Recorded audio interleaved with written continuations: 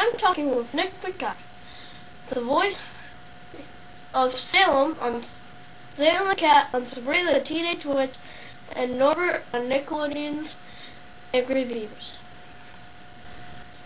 Nick, you've been pretty busy since Sabrina went out of production, haven't you? Yeah. Unfortunately, I have a lot of different things going on in my career now, Colin.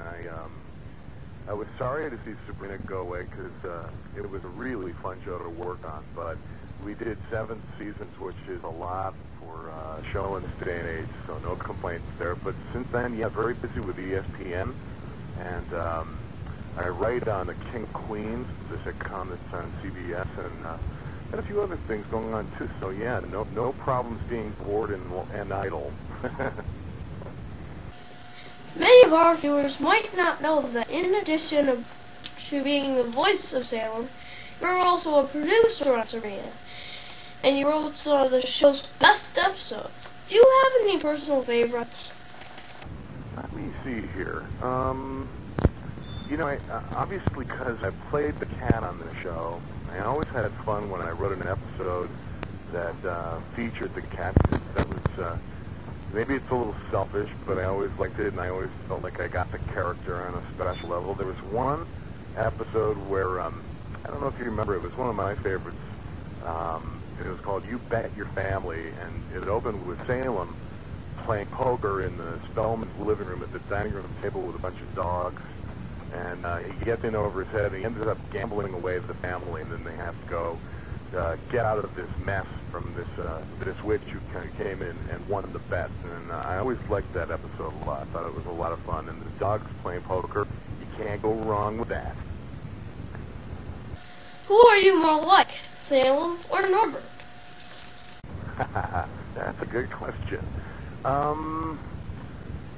I suppose I'm really a little bit more like Norbert, or at least I think I hope to be, because I like both characters a lot, but Norbert was kind of cool. He was the cool older brother, and, he did his best not to let things get him too riled up, and then they always sort of did in the end, but Norbert was kind of cool. Salem, which I loved playing, but Salem was kind of bitter. He had a lot of issues because he was a witch who had gotten in trouble, and his punishment was to spend 100 years a man spending 100 years in the body of a cat without any magical powers. So that was what made the character funny. He was this power-mad person trapped in the body of a cat. But I think I related to Norbert a little bit more in real life. You've played a talking cat and a talking beaver, but you also played a talking book on that Sunday show? Wow. You've done your research. I'm impressed. That's right. I played the voice of, I think the character is Donna, but I'm not sure. The girl who lives next door, and big, tall redhead. And Eric, he's left alone in a room with her diary, and he can't resist the temptation to open it. And I'm the diary, the voice of the diary, saying, "Come on, read me. You want to read me." So I'm sort of the voice of the temptation. That's right. That's good research. I understand you once shared an office with Jim Carrey. Is that true? That's true. I wrote and did a little performing 1 year on In Living Color, and as a matter of fact, he and I shared a writing office because Jim also wrote on the show, and it was the year that he shot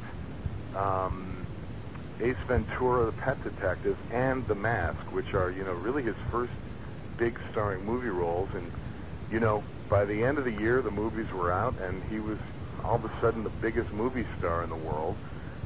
But I had the pleasure of working with him. We worked really hard because he was off shooting the movie a lot during the year, and so when he was in town and in the office, we would stockpile sketches with Jim. So we would write furiously, and I have to say, one of the greatest guys and fun guy to work with. I never met anybody who worked harder, and I came away with really impressed with him, and I liked him too, so I was happy to see him get all that success. On The Tale of the Tapes on ESPN, you compare things. How would you compare writing and acting?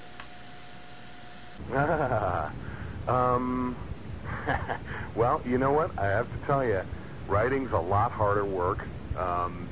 If I were to tail the tape, I'd say which one's harder, writing, which one, on the other hand, gives you more control over your career. That would also be writing. So the downside is you work harder as a writer, but the upside is you're not an actor just sitting around waiting for the phone to ring and for somebody else to get something going and say, you know, hey, we want you to do this.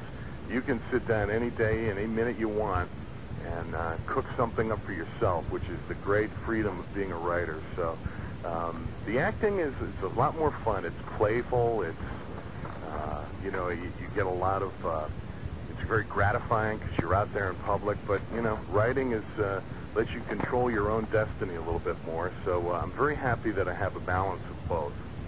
I understand in the Sabrina episode, A Girl and Her Cat, I can get a glimpse of Nick Bakay in the flesh.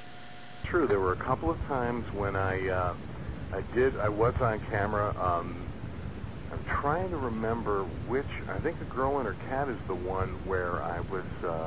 It was a flashback to when Salem was a witch and he was trying to take over the world, and it was before he was put into cat form and punished. And so they shot me in shadows, and I'm sort of a paramilitary outfit. So yeah, there is one episode out there where it's me, but you never get a really clean look at me, although of course you can in all the other stuff I've done. But yeah, it would have been fun to finally be on camera. That would have been great. But you know, when you're wrapping up a 7-season show and you got one episode to tie together a lot of loose strings, that's a lot to fit into, you know, half an hour of TV. So that never got on the agenda, but that sure would have been fun. What advice would you give a kid who wants a career in the performing arts? Well, I think the first thing is, you know, it's very important to have a really rounded education. You know, it's great to specialize and find the things that you really love and that would be your specialty, whether that's acting or writing or painting or dance or anything in the arts. But, you know, the more you can think for yourself and the more you know about everything about the field you're in and the fields you're not in, I think it makes you a more independent performer and a more independent artist. And so I think there's a lot to be said for getting a nice broad education. And the other thing is perseverance. You know, everybody talks about how if you want to become, you know, a professional in the arts, there's a lot of rejection, and that's really true. But I also found that, you know, if you believe in yourself and you believe in what you're doing and you hang in there, good things happen in the end, but you have to go through some time where you're just acting on faith and you know it's going to come around even though the world isn't giving you a ton of encouragement. So perseverance, number one. Now for the big question. Are the Buffalo Bills going to the Super Bowl this year? Oh boy, I hope so. You know, I sure thought they were the first 2 weeks of the season. I think everybody in Buffalo did. Now I'm not so sure, but that's what makes the NFL fun to watch. The season is like a roller coaster. They're having their struggles right now, but hey, they got enough talent. Why not? I think one of these days we're going to get there and win it. Why not this year? Well, that about does it. Thanks, Nick. That was really fun, and I appreciate you writing in. And I hope it worked out for you, Colin.